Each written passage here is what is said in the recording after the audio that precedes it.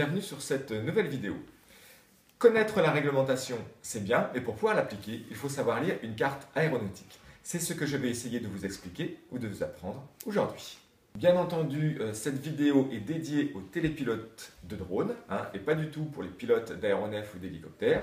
Je vais donc essayer d'utiliser des termes assez simples pour qui ne connaît pas le milieu aéronautique. Pour cette explication, nous allons utiliser donc la carte réglementaire France Nord-Ouest au 1/500 millième, qui est donc la carte officielle aéronautique. Alors, comme vous pouvez l'avoir là sous les yeux, comme vous pouvez le voir sous vos yeux, une carte aéronautique peut sembler au premier abord compliquée, sauf que finalement, ça se rapproche énormément d'une carte routière.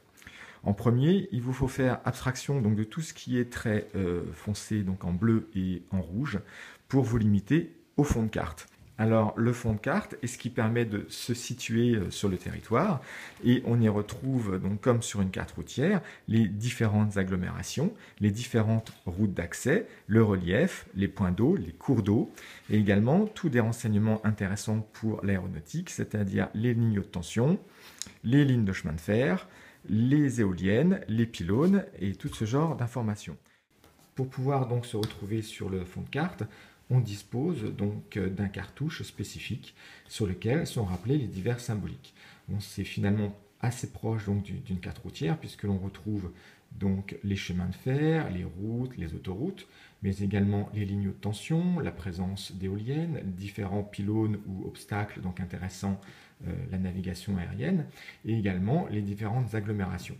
Donc par exemple ici les agglomérations importantes donc, sont en orange, de moyenne importance sont en jaune, de petite importance sont présentées donc par un petit rond jaune. Ensuite on retrouve aussi les installations donc industrielles ainsi que le marquage spécifique aux parcs ou réserves naturelles. Voici le détail d'un fond de carte donc centré sur la région du Mont-Saint-Michel pour vous remontrer un petit peu toutes les différentes symboliques. Donc on trouve ici donc la frontière du pays qui est ici bien sûr une frontière maritime. On y trouve donc les agglomérations de moyenne importance, de petite importance. On peut y voir également donc ici par exemple un champ éolien. On retrouve ici la déclaration donc d'un pylône. Ensuite, donc les routes, donc nous aussi une 2x2 voies, donc une route principale, une petite route secondaire.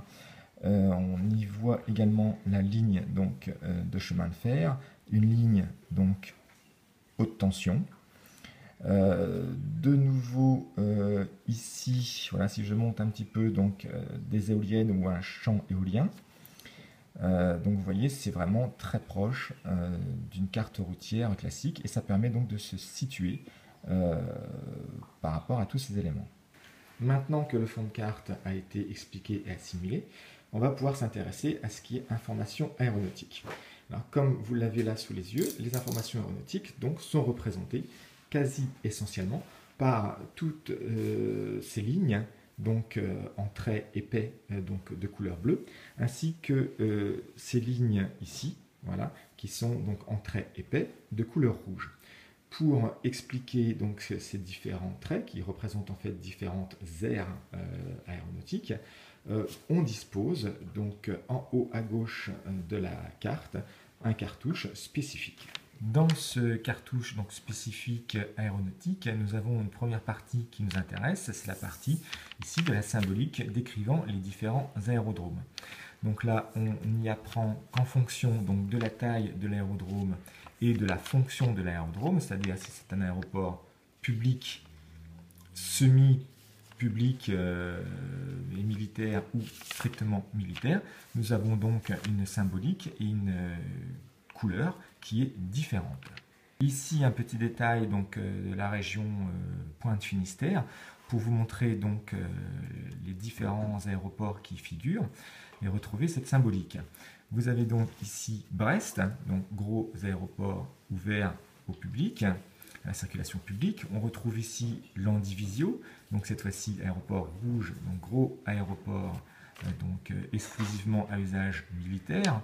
On retrouve ici Morlaix, cette fois-ci, avec donc un petit aéroport ouvert à la circulation publique. Donc vous voyez, voilà, cette symbolique permet de classer les différents aérodromes. l'autre partie donc, du cartouche réservé à l'aéronautique, spécifique à l'aéronautique qui nous intéresse, et donc cette partie. Là, on y apprend donc la symbolique et la colorisation donc, des différents espaces aériens, notamment des CTR et des TMA, ainsi que donc, la représentation des différentes zones militaires interdites ou réglementées.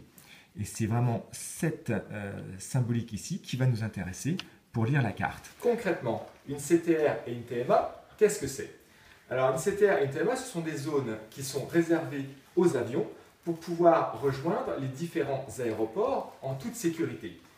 Une CTR est une zone qui va du sol, c'est-à-dire de l'aérodrome, jusqu'à une certaine altitude. Dans mon exemple, 1500 pieds. Il faut savoir que sur les cartes aéronautiques, tout est indiqué en pieds. Une TMA, c'est la même chose, c'est une deuxième zone de protection, mais qui est cette fois-ci généralement plus importante que la première et qui ne touche pas le sol. Elle vient se superposer à la CTR et qui atteint, elle, pareil, une autre altitude. Dans mon exemple, 3200 pieds. Ensuite, passe au-dessus de tout ça donc des couloirs aériens par lesquels accèdent les avions entre les diverses zones de protection. Donc l'avion arrive dans un couloir aérien, passe ici dans une première TMA, commence sa descente dans une deuxième TMA, puis atteint la CTR et peut se poser à l'aéroport en toute sécurité. C'est pour cette raison que ces différentes aires sont représentées sur la carte aéronautique et ces différentes zones sont donc interdites aux drones pour la sécurité des différents aéronefs. Bien sûr, nous, réglementairement, nous n'avons pas le droit de dépasser les 500 pieds de hauteur, donc 150 mètres de hauteur. Donc généralement, les seuls éléments qui sont vraiment à regarder sur la carte, qui nous concernent uniquement, sont bien souvent que les CTR. Nous revoici sur la carte aéronautique que j'ai centrée cette fois-ci sur la région rennaise. Nous pouvons y voir ici donc la fameuse CTR qui est ici donc un cercle, le premier cercle ici bleu foncé. CTR Rennes, altitude de départ, hauteur de départ par contre il n'y en a pas puisqu'elle touche le sol, et donc hauteur maximum 1500 pieds, sur laquelle figure donc une première TMA dont se trouve ici sa délimitation, donc on voit bien qu'elle est plus large que la CTR de départ, donc TMA Rennes 1 qui commence à 1500 pieds, donc elle est bien posée sur la CTR puisque c'est la même hauteur, et qui va jusqu'à 3500 pieds. Ensuite, on peut constater encore ici une autre TMA, donc qui est de nouveau plus large. Tout ça représente en fait une sorte d'entonnoir, comme vous avez pu le constater tout à l'heure sur mon panneau explicatif. Et donc cette TMA, c'est la TMA Rennes 2, qui va d'une hauteur de 3500 pieds, donc elle est bien posée sur la première TMA, et qui se termine au niveau 65. Comme indiqué tout à l'heure, les diverses TMA ici, par exemple 3500 pieds de départ, 1500 pieds de départ, sont bien au-dessus des hauteurs que nous avons le droit d'utiliser avec notre drone. Donc, bien souvent, il y a juste le marquage de la CTR qui nous intéresse.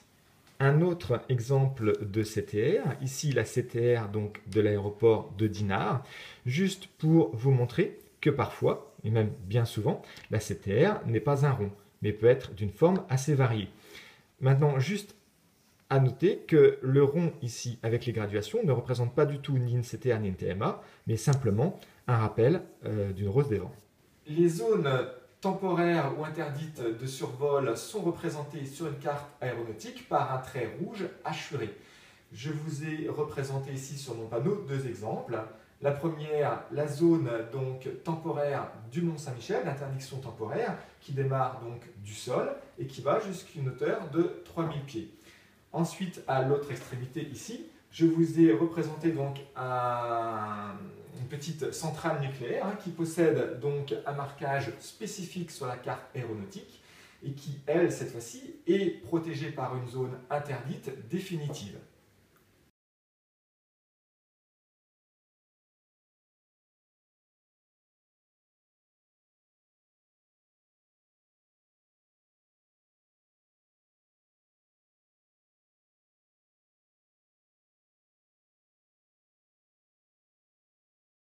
Concrètement, sur la carte, donc voici le Mont Saint-Michel et la représentation de sa zone réglementée. Donc nous apprenons ici que c'est une R12, hein, c'est son nom, qu'elle démarre du sol, puisqu'il n'y a pas donc de chiffres en dessous de la barre, et qu'elle monte jusqu'à 3000 pieds. Ici, la représentation de la zone interdite de la centrale nucléaire de Chinon. Donc il s'agit de la P22, qui va donc du sol jusqu'à 3400 pieds. Reste à identifier donc les zones militaires.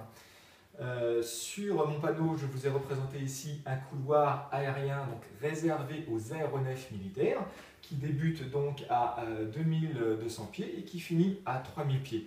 Alors, comme on peut le voir ici, ce sont des zones qui peuvent être assez étroites comme très très larges. Tout dépend de la situation, de l'endroit et de l'usage que les militaires ont de ces zones. Selon qu'il s'agisse donc d'une zone militaire interdite ou réglementée, la symbolique peut être légèrement différente.